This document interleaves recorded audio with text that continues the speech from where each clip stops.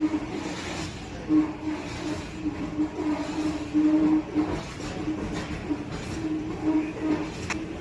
சவுண்டை எப்படி ஸ்டாப் பண்ணுறதை பார்ப்போமா?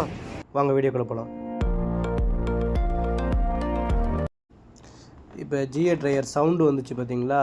அந்த சவுண்டை எப்படி சரி பண்ணுறதுன்னு நான் உங்களுக்கு இப்போ சொல்கிறேன். ஜிஏ ட்ரையரு ஸ்க்ரூவை ரிமூவ் பண்ணிக்கோங்க. டாப்பில் கீழே 2 ஸ்க்ரூ இருக்கும், ரிமூவ் பண்ணிக்கோங்க.